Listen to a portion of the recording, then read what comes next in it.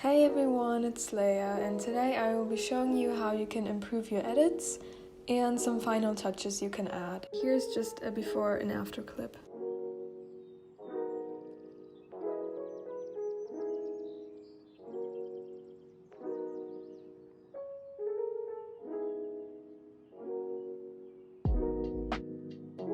Okay, so before we get started, I would suggest putting the edit that you just made into a new project. That way it will take less time during the rendering. So the first thing that we will do is just add a panning to the edit. And for that, just look up motion tile and add it to your clip and put the value to around 150. Next, go up to Layer, New, and add an adjustment layer and put on the effect Wiggle. Put on Wiggle Rotation and Wiggle Position and make the position value around 12 and the rotation value around 3. You can always play around with these values, these are just my preferences. And if you have the Sapphire plugin, you can also put on S-Shake and make the value around 0.2 for the amplitude and for the frequency around 2. And this is what it should look like. Are you sure you're ready for the world to see you as you really are? As you can see, it just gives the edit a lot more movement. Next we have film damage. So what you want to do is add a new adjustment layer. And this is just if you have the Sapphire plugin, but look up as film damage and add it to the adjustment layer. Now you can play around with all of these values because it really just depends on your edit, but I usually turn all of this down to 0. Except for the shake, amplitude and the flicker. I always leave the flicker at 0.2 and I make the shake amplitude 0.01. And then you should have something like this.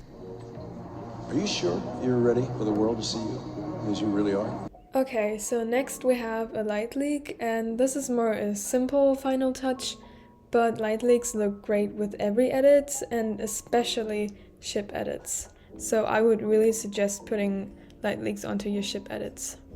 So what you want to do, I already have a light leak downloaded, but if not, just go on YouTube and look for a light leak that you like and just import it to your After Effects and scale it up.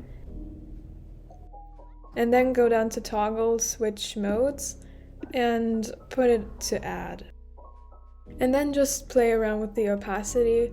I like to turn it down to like 20% or 15%, but that's really just up to you.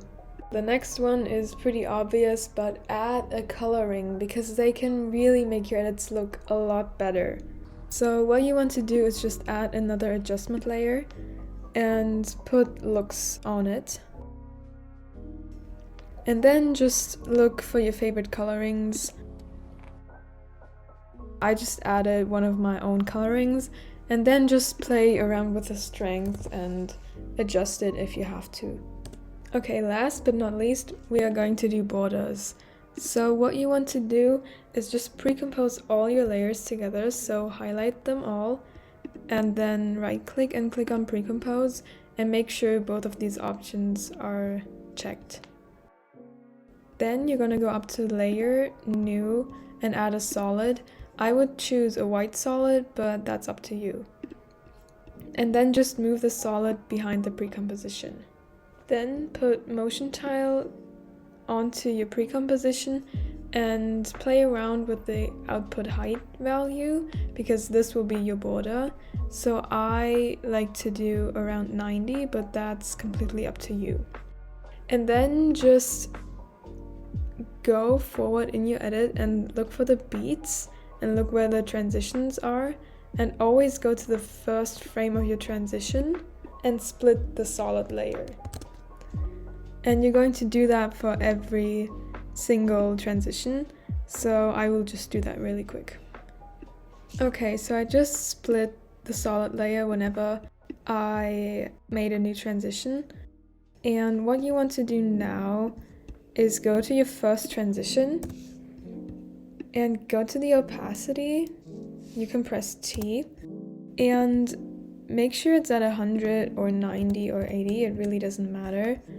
And then go to the end of that clip and put it down to 0. And yeah, that's basically it for a moving border. And now what I always do is just highlight these keyframes and then copy it and then paste it onto every other solid. And now press T to view all of these keyframes to the opacity and make sure that the keyframes are always on the last part of the solid. So I will just do that really quick.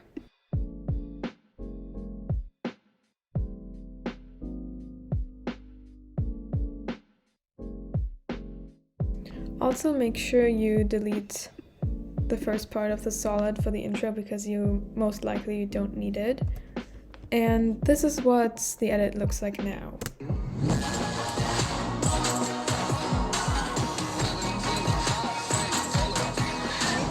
Okay, so as you can see, that looks a lot better. And you can also do different variations of borders. For example, just add a tint to it and make it any color you want. For example, I'm going to use red now. And you can also do split borders.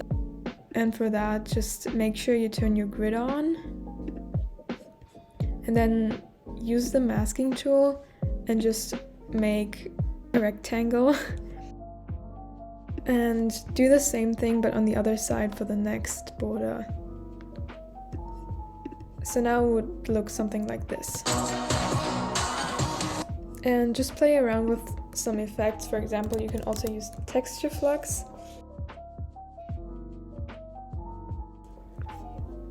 And you can always colorize it the way you want. So this is what it's looking like right now.